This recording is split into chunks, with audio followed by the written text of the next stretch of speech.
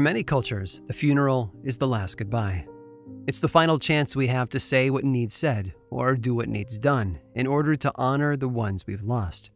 But while the methods and purpose behind these rituals can vary drastically from one culture to the next, one thing is common among the vast majority: the burial.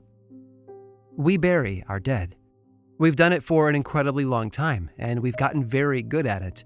Every year, archaeologists open new tombs that date back millennia, each one teaching us something new about the cultures that time has caused us to forget. And central to each of these discoveries is the burial itself, the techniques, the beliefs, the ritual. But it's not just about the dead. The practice of honoring and burying our loved ones is just as much about our own feelings of loss and grief as it is about our responsibility to care for those who have passed away. No place personifies the act of burial more than the local cemetery. With their green lawns and neat rows of pale stones, the graveyard is unique among urban constructions. They are respectfully avoided by some and obsessed over by others. But whatever beliefs you might hold to or opinions you might have about them, graveyards are a special place. Stephen King explores the allure and power of the graveyard in his novel Pet Sematary. In his story, the cemetery is a portal between our world and another. It's a place of transformation, of transition, and of mystery.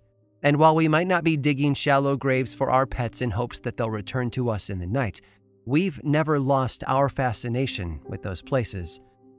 Cemeteries have always been seen as the end of the journey. Whether you believe in heaven or not, the graveyard is where most of us will go when our time is up. For some, however, the story doesn't always end there. Some things, it seems, can't be buried. I'm Aaron Mahnke, and this is Lore.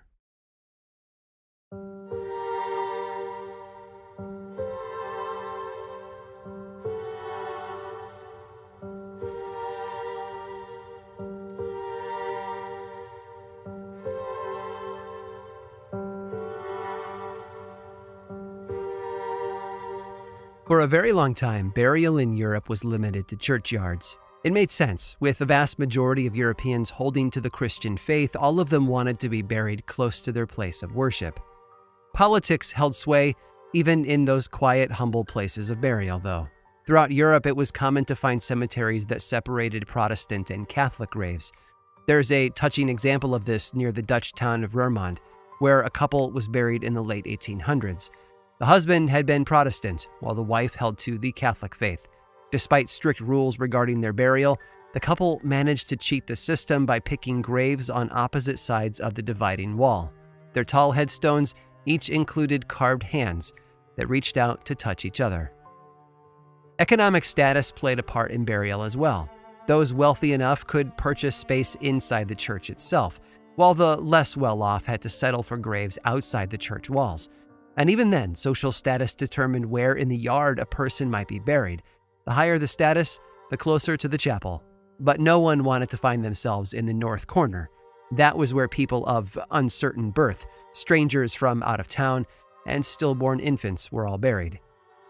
But churches filled up fast, as did the yards around them. As the population of Europe swelled, space began to disappear at an alarming rate. At first, graves were simply moved closer together, like the parking lot at your local mall. Smaller spaces meant more occupants, and that was good for business, but it only worked for a while. After that, they started stacking coffins on top of one another, opting for the vertical approach. But this meant that the churchyards were literally rising in elevation as earth was filled in between the growing graves, sometimes as high as 20 feet. Greyfriars Cemetery in Edinburgh, Scotland is a horrific example of this problem. It used to be a depression in the ground, but over time it's become more of a hill. With more than 500,000 recorded burials, the elevation has literally risen over 15 feet, introducing problems that are unique to a graveyard so old and so full. According to reports, there's such a high concentration of human remains there that on especially rainy days, remnants that aren't sealed within a casket have a tendency to float to the surface, bursting through the mud like white teeth. All of this left cities in need of some serious creative thinking. In some places, the solution they chose was a drastic one: In France, for example, the government actually had to step in. Churchyards had gotten so full that they would often collapse outward, spilling soil and human remains onto the streets. Walls were built around them, but they rarely worked. The dead were getting out of hand, so to speak. In 1786, they removed all the bodies from Holy Innocents Cemetery in Paris and moved them to a series of unused stone quarries that became known as the Catacombs. Today, it's estimated that the catacombs hold close to 6 million bodies. Sometimes, though, it wasn't a lack of space that ruined a cemetery, but a lack of popularity.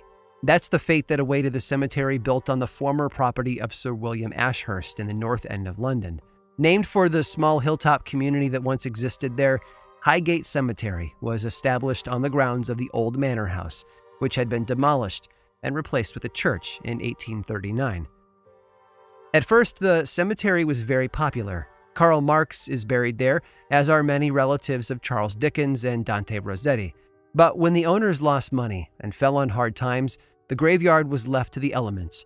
Monuments and crypts became overgrown with vegetation, and sometimes trees would sprout up right through the graves themselves. Highgate is a wonderful example of what we all imagine a haunted cemetery might look like. Filmmakers and authors have been drawn to it for decades, tapping into its arresting visual atmosphere to create works of gothic horror and fantasy. It was even the inspiration behind Neil Gaiman's beautiful novel, The Graveyard Book. But while there are plenty of stories about the history of graveyards throughout Europe and America, cemeteries have always been known for something darker, something less tangible than what we can see above ground. Perhaps it's all those neat rows of bone-white headstones, or the notion that hundreds of bodies lay waiting beneath our feet. Whatever the reason, it's in the local graveyard more than any other place that we find rumors of the otherworldly and unexplainable. Inside those walls, between the pale stones and dark trees, almost everyone has heard tales of those who refuse to stay in the grave. Buried or not, sometimes the past is too traumatic to leave us alone.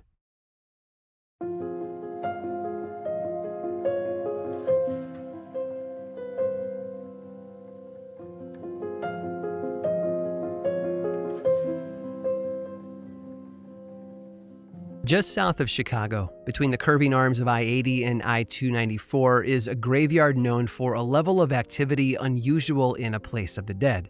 Bachelor's Grove Cemetery isn't big. There are only 82 plots there, and many of those have never been used, but that hasn't stopped the stories. It's said that the famous gangster Al Capone used to use the pond nearby as a dumping place for the bodies of those he killed. Other rumors make reference to the satanic rituals and meetings that have taken place in the graveyard over the years, but there are those who swear they have seen unusual things there. The most famous sighting has been called the White Lady, the ghostly image of a woman that was said to appear only during a full moon. In 1991, the Chicago Sun-Times featured a photo of the White Lady on the front cover, taken by a researcher on one of her visits. The woman appears to be semi-transparent, sitting on a tombstone near the trees, and dressed in white. Other visitors have seen glowing orbs, apparitions, and even vehicles and a farmhouse that seem to fade in and out of existence. The site is off limits to visitors now, but it's remained a favorite haunt, no pun intended, of ghost hunters across the country. In 1863, an outbreak of smallpox moved through a Civil War POW camp in Columbus, Ohio. The camp held close to 10,000 Confederate soldiers, and thousands of them died from the epidemic. As a result, the Camp Chase Confederate Cemetery was formed, an unusual site so far north into Union territory. Miles away in New Madrid, Missouri, a Confederate sympathizer sent his young daughter north to avoid the destruction of the war. Louisiana Briggs settled in Ohio and eventually married a Union veteran, but she apparently never lost touch with her Southern roots. It was said that later in life, she would often visit the Camp Chase Cemetery, where she would place flowers on various graves there. She wore a white veil each time she went in an effort to hide her face. Nevertheless, she acquired a reputation in town as the Gray Lady and was known for her passion for the old burial ground. She passed away in 1950, but flowers would still appear regularly on the graves there.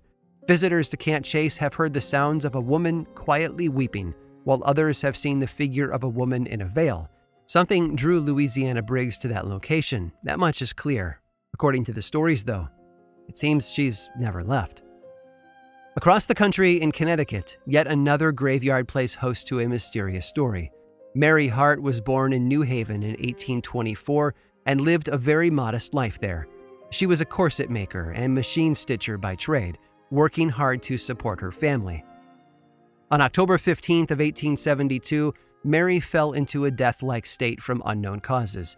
She was only 47, young even for the late 19th century, and this tragedy rocked her family to the core.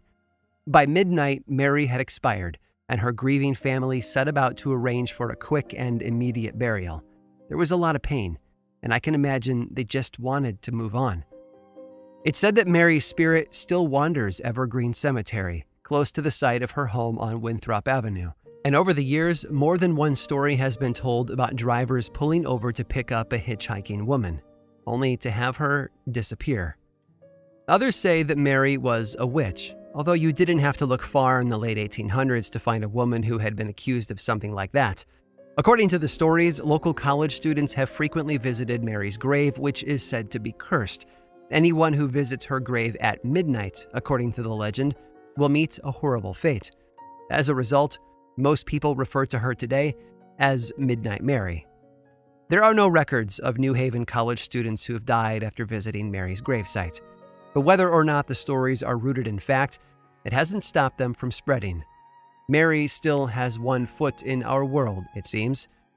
It's just not clear who's keeping her here.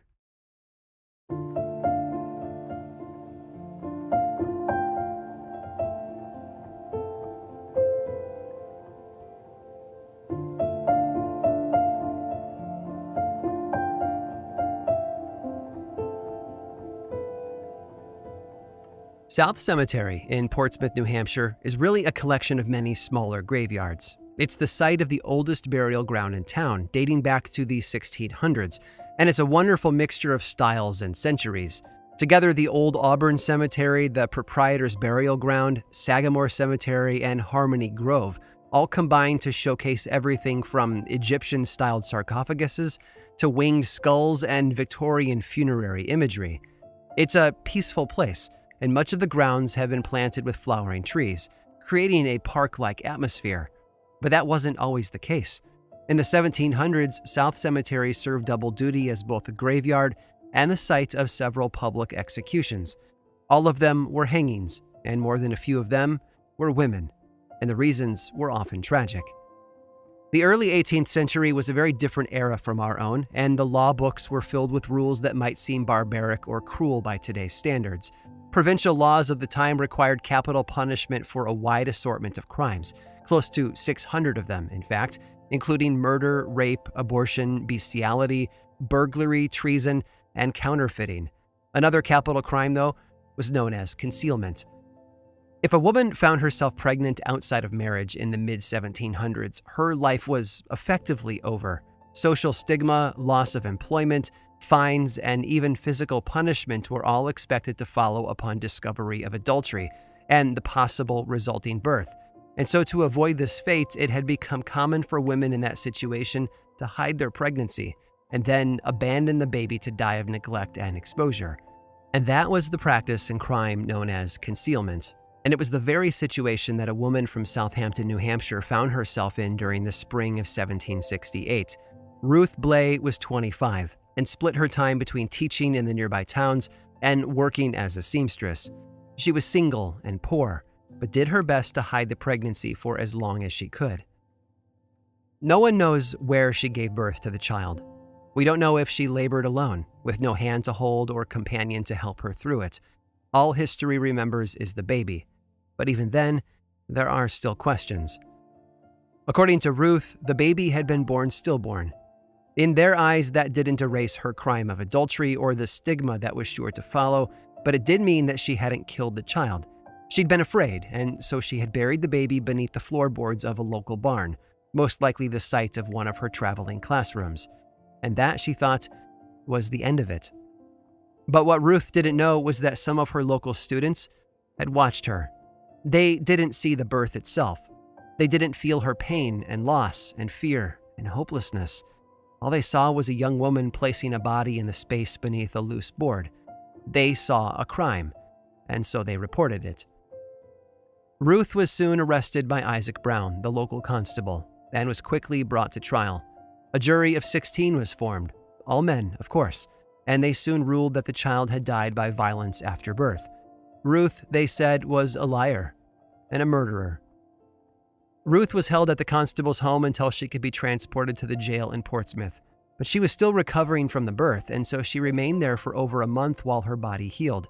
By July 19th, she had been formally accused, and 2 weeks later she was brought before the provincial court. She pleaded innocent, of course, but no one listened. Her final trial date was set for nearly 2 months later, toward the end of September. I can't imagine how lonely she must have felt. How hopeless. Ruth didn't have a chance. I think it's safe to assume we knew that. Society wasn't kind to women in her position, and when you add in the dead infant, well, Ruth was pretty sure how it was going to end. Her trial began on the afternoon of September 21st of 1768, and a little over 12 hours later, the jury handed down their verdict. Guilty. She was, according to their instructions, to hang by her neck until dead. But not just yet. No, the royal governor of New Hampshire, a man named John Wentworth, issued 3 consecutive reprieves postponing her execution. He said it was to give her more time to prepare herself for death, but I can't help but wonder if it was really just one more punishment. Rather than walking to the gallows before the end of September, Ruth would have to wait 3 long months. Just before noon on December 30th, over 1,000 people gathered at Gallows Hill in South Cemetery. It had snowed earlier that day, and now a cold, freezing rain was covering everything in a layer of ice. Sheriff Packard, the man presiding over the execution, had Ruth placed atop the back of a wagon, a rope draped over her head. Parents stood with their arms around their children who craned their necks to catch a glimpse of the woman who was about to die. There are rumors that a pardon was on its way from the governor, that Sheriff Packard was in a hurry to eat his lunch, and so he rushed the execution rather than waiting for the governor's letter to arrive. At noon, the horses pulling the wagon were driven away from the tree, and Ruth Blay fell off the back, where her body swung slowly at the end of the noose. She died moments later. Those same rumors say the governor's stay of execution did arrive, just moments after Ruth's body stopped moving, but there's no record of a pardon. Instead of freedom, Ruth was given an unmarked grave, about 300 feet north of the small pond in the middle of the cemetery. Today, visitors to the pond report anomalies in their photos, ghostly images, orbs, and indefinable shapes. Some say their cameras stopped working altogether. According to local legend, a pair of glowing lights has been seen there on more than one occasion, and some think it's Ruth, along with her infant child.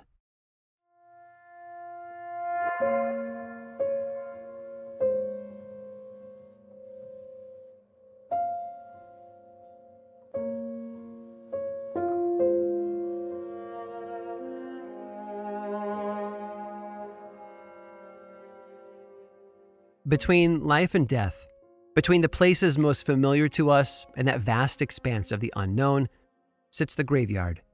It has represented the beginning of a journey for countless cultures across the history of mankind, from the Egyptians to the Khans, from across ancient Europe to modern America. The cemetery is a constant thread, tying us all together. Philosophy aside, these are places born out of loss and filled with deep emotion. And so it's no wonder that so many stories exist of the ones who refuse to stay buried. Maybe ghosts are real after all, or maybe we just wish they were. Perhaps it's both. One final note. Midnight Mary, the New Haven corset maker who fell into a coma at the age of 47, was buried on October 16th of 1872. That night, after the funeral was over and her extended family had traveled back to their homes, Mary's aunt had a horrible nightmare. In her dream, she saw Mary still alive in her coffin, scratching at the lining in an effort to get out. She was screaming and moaning with desperation, and the image of that stayed with Mary's aunt long after she awoke. So much so that she managed to convince both her family and the authorities to exhume Mary's grave. After the coffin was removed from the earth, the men opened it up. What they found inside would haunt them for the rest of their lives. Mary's corpse had moved. Her hands were covered in blood, and many of her fingernails were broken. The reason was clear after examining the coffin's lid. The cloth lining had been shredded. Apparently, Mary had finally awoken from her coma, and in a panic, she had tried to claw her way out.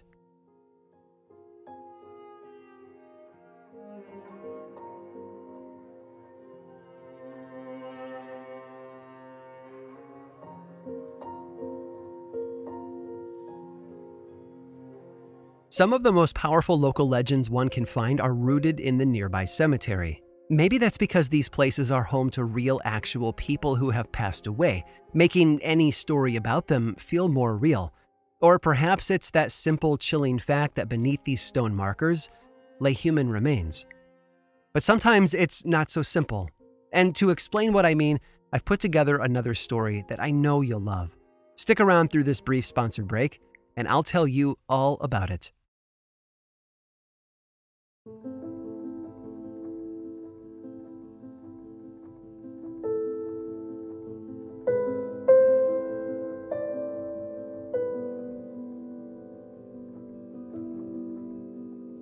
When they found her body, it was clear what had happened. Josie had been just 17 years old. She was in her final year of school, hoping to be done in the spring of 1876. But all of that hope ground to a halt in October the year before.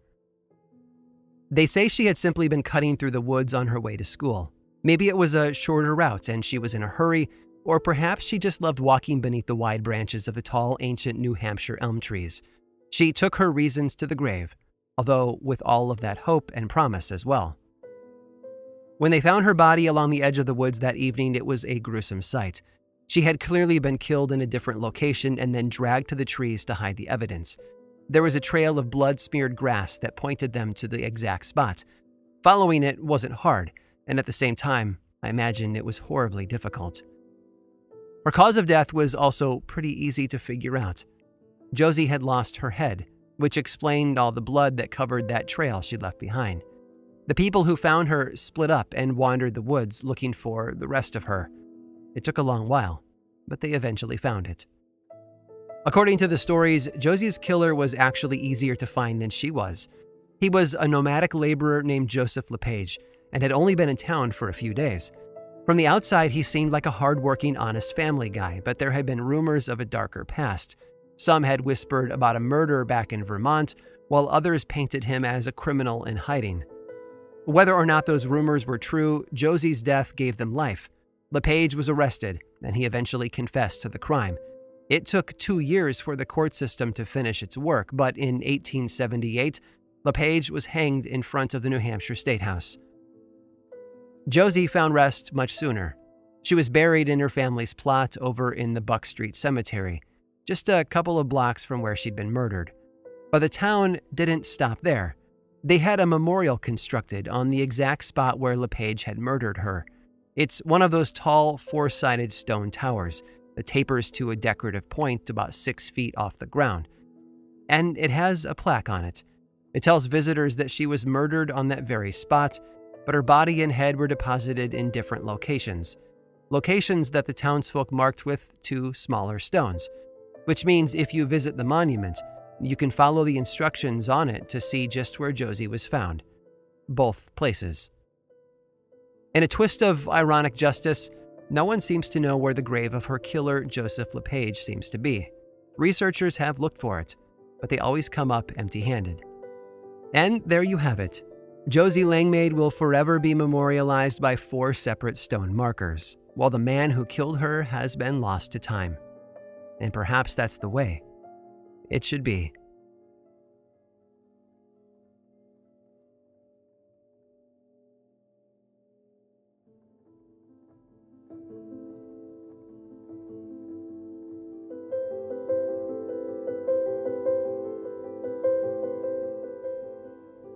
This episode of Lore was researched, written, and produced by me, Aaron Mahnke, with music by Chad Lawson. Lore is much more than just a podcast. There's a book series available in bookstores and online, and 2 seasons of the television show on Amazon Prime Video. Check them both out if you want more lore in your life. I also make and executive produce a whole bunch of other podcasts, all of which I think you'd enjoy. My production company, Grim and Mild, specializes in shows that sit at the intersection of the dark and the historical. You can learn more about all of our shows and everything else going on over in one central place, grimandmild.com. And you can also follow this show on Twitter, Facebook, and Instagram. Just search for Lore Podcast, all one word, and then click that follow button. And when you do, say hi. I like it when people say hi. And as always, thanks for listening.